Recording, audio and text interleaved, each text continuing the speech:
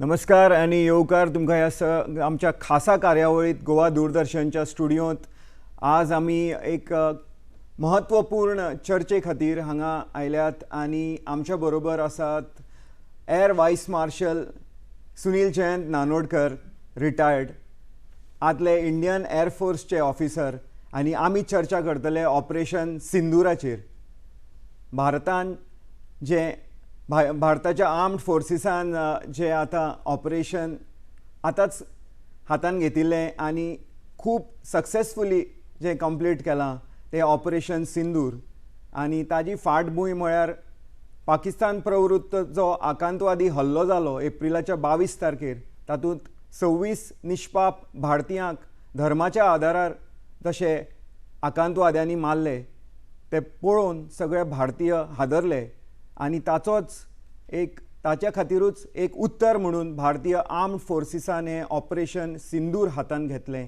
आनी एक जोरदार उत्तर पाकिस्तानाक दिलें. हाजेर विस्तारपणान चर्चा करपा खातीर आमचे बरोबर भारतीय वायुसेनेचे आदले अधिकारी आमचे रियल लायफ हिरो आनी Goan origin air vice marshal Sunil Nanodkar sir, तुमचे गोवा दूरदर्शनच्या स्टुडियोन स्वागत. Thank you Nilesh. The way the Indian armed forces, especially the Indian Air Force and Indian Army in combination, have successfully pulled off the Operation Sindoor, it really gives us a very proud feeling, and the entire country is one in applauding the Indian Army.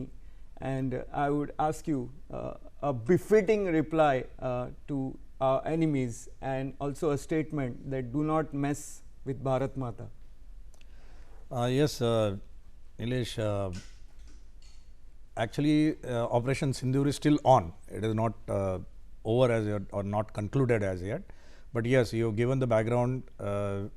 On 22nd we had a massacre of Hindu men, particularly in front of their families in Pahalgaon, and they were enjoying themselves, some of them very young.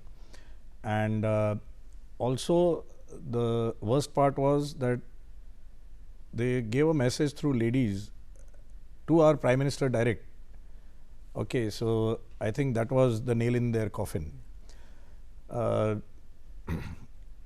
And I think this operation has been launched with a lot of thoughts,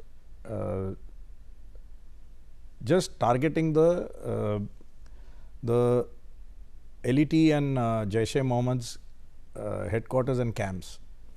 Now I'm sure that during our talk we'll come to a little more details, but what it indicates is our resolve of the country to eliminate all terrorist infrastructure across the border, which Pakistan has been using it over a period of many years. It is not that this has surfaced now, and we'll talk about it subsequently.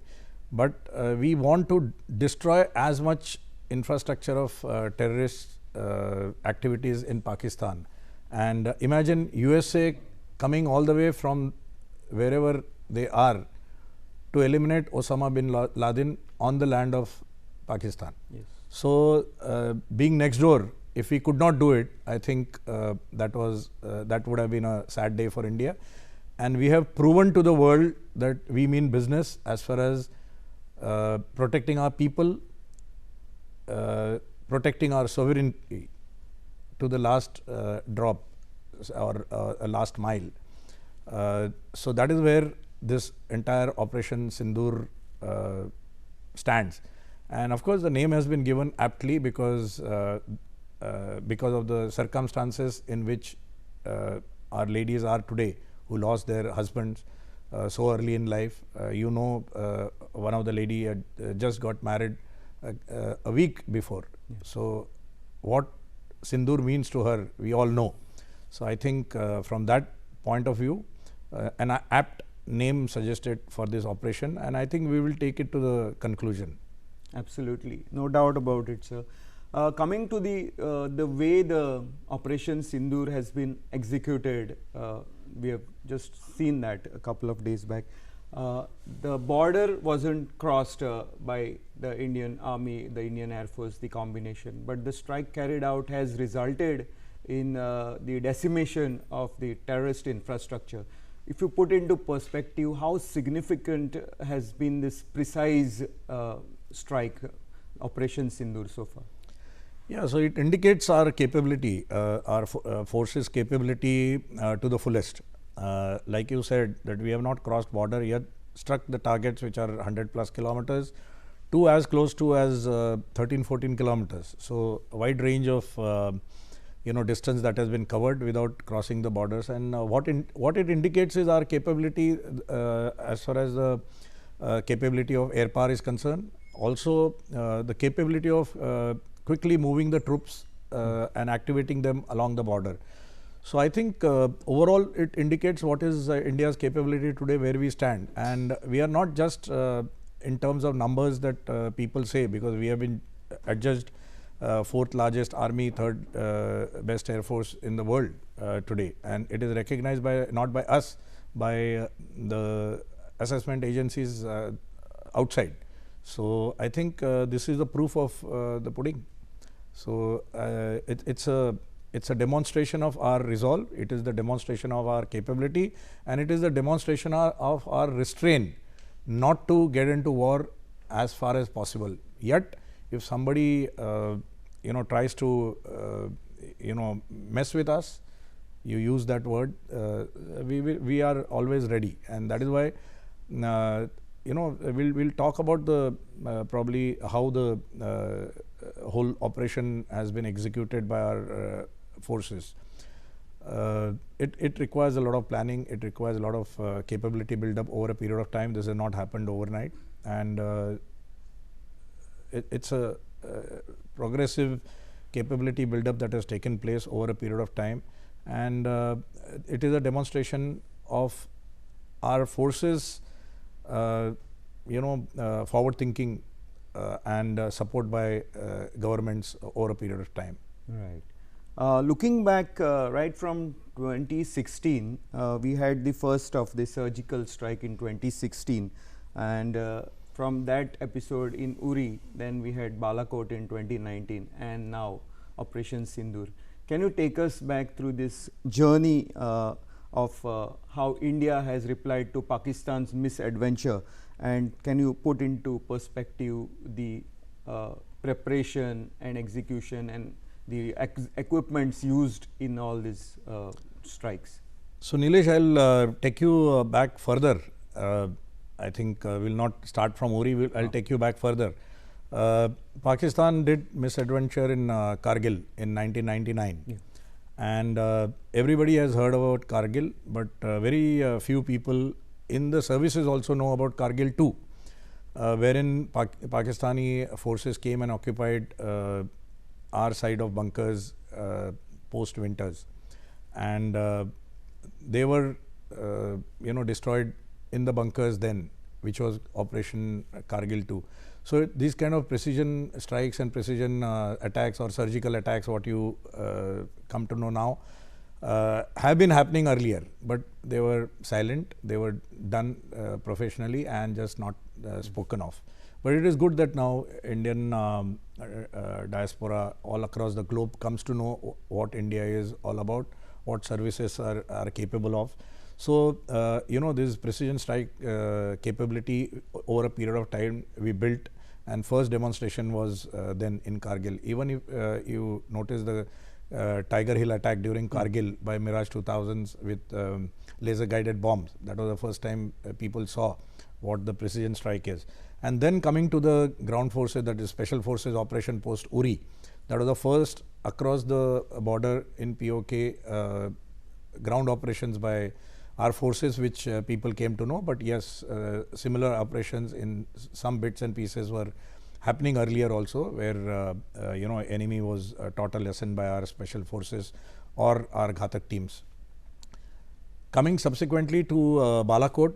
Balakot was of course operation where we went fairly deep inside Pakistan occupied Kashmir, and to elaborate on these things which will lead us to what we have done on the 7th, on the 6th, post night, midnight, and 7th early morning. is what we have been preparing for many years. In fact, I was fortunate to be in air headquarters wherein we were planning these 10, we were tracking these 10 targets for many years. It's not that these targets have come about now. They have been training their people, they have been holding their headquarters in your LET headquarters and Jaishe headquarters in Muridke and in Bawalpur. So we were tracking these targets for almost past 20 odd years. And only thing is that we at those in those times we did not have appropriate weapons.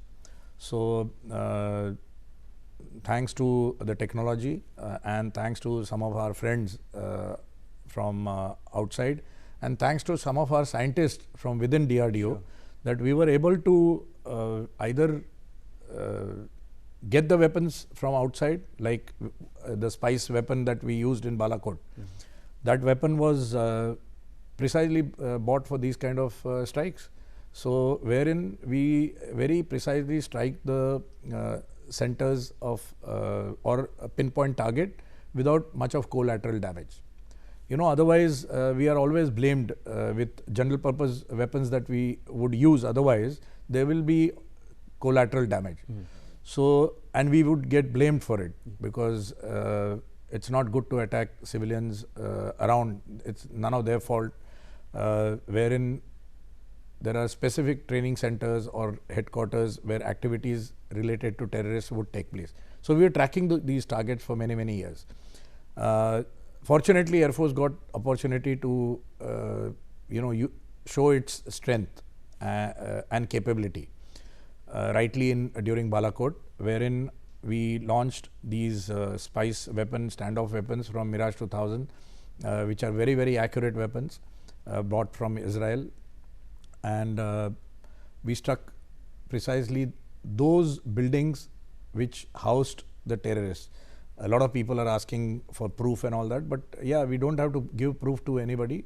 The mobile phones that were operating from there, 200, 300 of them, they have gone silent. So naturally, nobody will just switch off the phone and keep it away for too long. So that is proof enough for us to understand what has happened in those buildings. We don't have to ask anybody.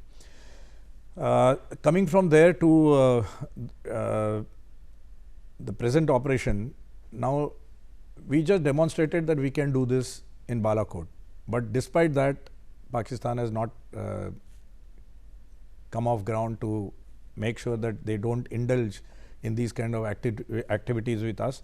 And whenever they have trouble inside or whenever they want to create trouble in Jammu and Kashmir, they do these kind of activities, or even in our own territory, like we have seen what happened in Bombay. Okay, so one is that we have made our resolve to make sure that our intelligence agencies are well integrated. We get good intelligence. That means there are various layers in intelligence gathering also. We have our surveillance equipment in air, whether it is optical or electronic surveillance, which is continuously gathering data. We have surveillance equipment in space because we have our own satellites which are looking at specific targets when one wants to see and locate them and see the activities. We get the information from there. We also have human intelligence on ground.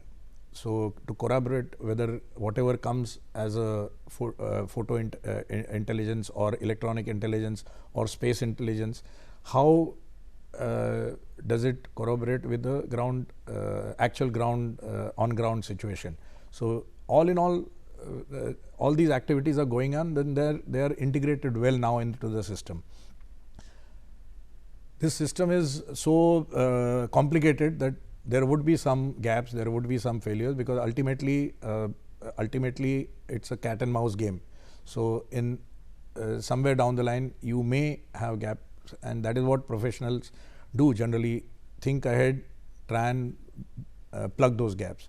So from that we have been tracking all these targets, and therefore it was easy once a go-ahead was given to the Air Force to take on these targets. We could easily do it, in a short possible time, because these targets are already available to the Air Force. Air Force has done their planning. The groundwork is already in place. It is just that how to execute it. And this execution part of it is also important, because if you suddenly on 22nd this happened, 23rd, 24th you do something, naturally the enemy would be expecting you then. Yes. So you have to give chance to enemy to cool down or keep thinking as to how it is going to come, do little bit of deception. So all these things are part of planning process or in any service or any operation. So I think that is what it's all about, and I'm glad that Air Force got this opportunity for expressing themselves to the nation as to what its capability is, and in actual terms, when it comes to taking on the planned targets which are available, which are recognized very well, defined very well, and mind you, when we talk about precision, then it could be a building like this where we are sitting and we are talking about a weapon going through a window in our building. So we have a capability of doing that today. It's not only the weapons launched from the platform. Now we have loitering munitions, which has its own optical capability to continuously track a target. The loitering munition will keep loitering, pick up the target, lock onto it and go and strike it. So those kind of capability we today have in the Air Force and Army and Navy. So all in all three services are well geared up. The operation has been launched. As we speak, Pakistan has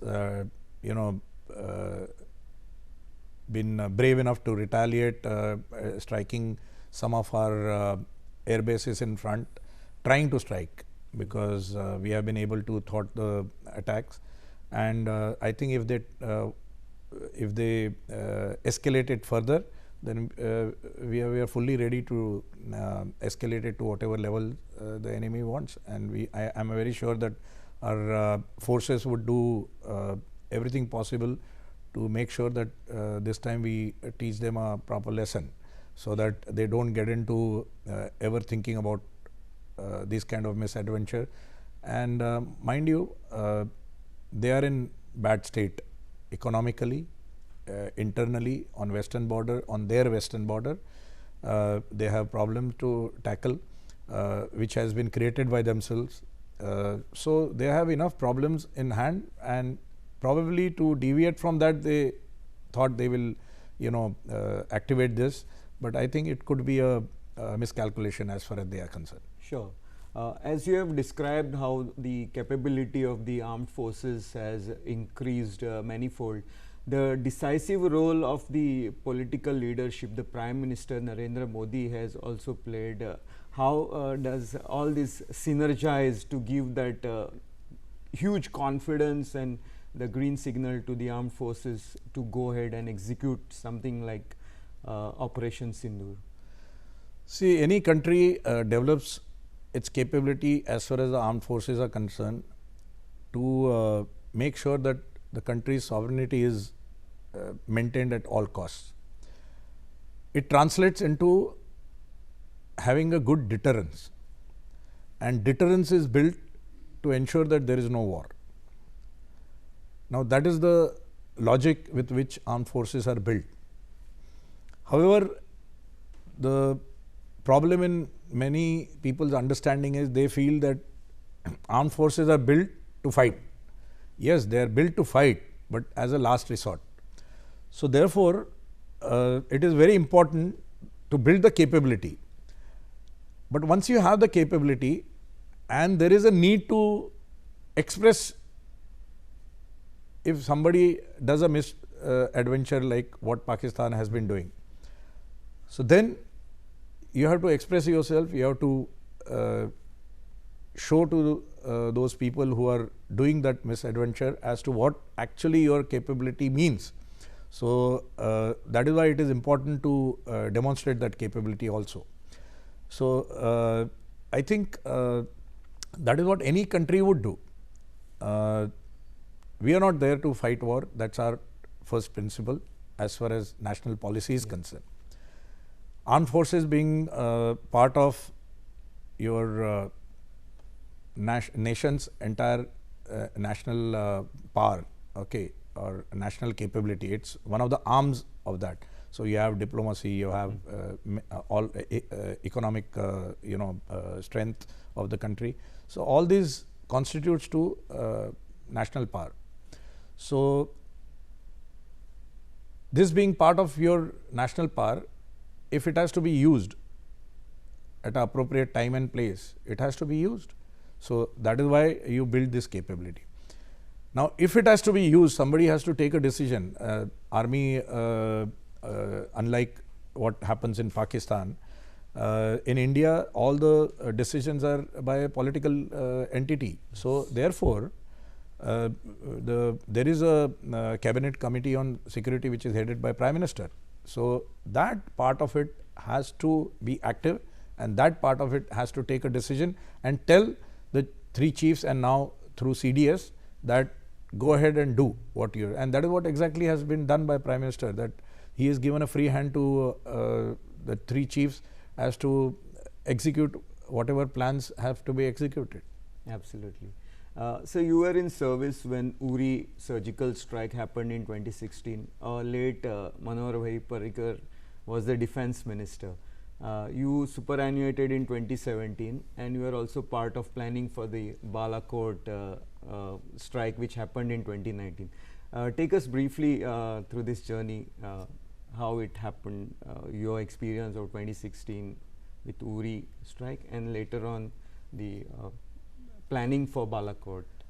Yeah, so there are many things. I think we'll run out of time if I have to take you back and go through everything. In a quick so wrap up. we'll probably do a separate program on that. But what suffices to say that it is very important to give free hand to your defense services as to what equipment they are looking at, how capability building. It's not a short-term activity. So you have to have a look at 2 years from hence, 5 years from hence, 10 years from hence, and up to maybe 15 years from hence. And if you don't plan this, then everything will come as a surprise to you. Why the capability build-up took place is because of good decision making. So over a period of time, the period that you are talking about, the decisions were given quickly to the armed forces to take call, execute, acquire whatever is required to be acquired, and execute whenever required. So this decision making part of it has to be absolutely firm and right, so that you build capability as required. You imbibe the technology well in time, and you are not left behind. So it is a I keep using this phrase. It's a cat and mouse game. You have to be always ahead of your enemy. So it's like a Tom and Jerry. So I think Defense Minister Manohar Parrikar was he was aware because of his involvement in being a defense minister with all the three services, as to whether what services were asking for was right or wrong, and giving impetus to the local DRDO to use their expertise to make sure that the services, whatever they were demanding, give prioritization to the various projects that were going on that time. So I think it will benefit in the long run to all the three services and the country as a whole. Definitely, there is no doubt. And just with a couple of minutes to go, I would like to ask you about the message that we have sent out through our women in uniform, Sophia Qureshi and Vyomika Singh, who briefed us about the Operation Sindoor.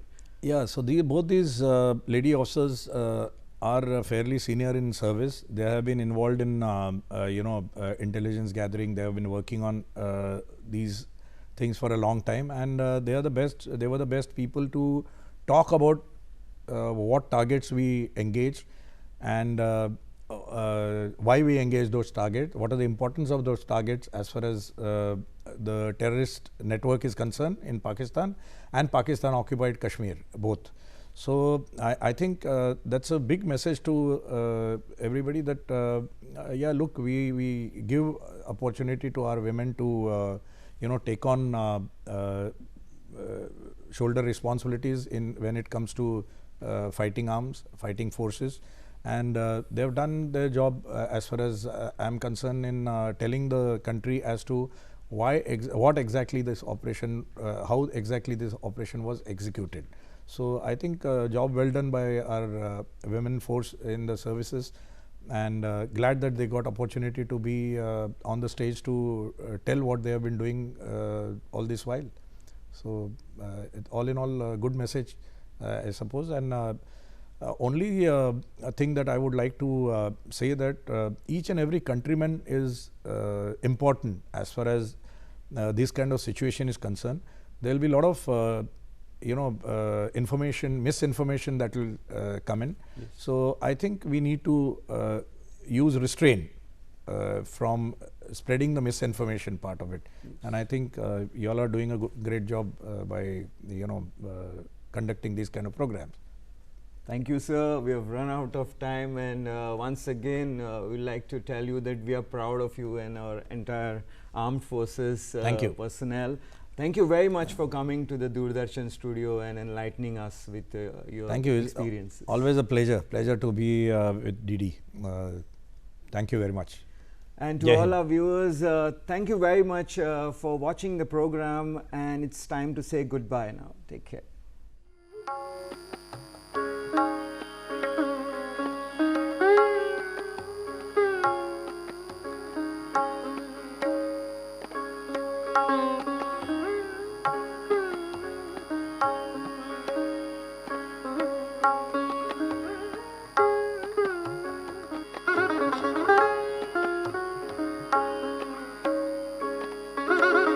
you.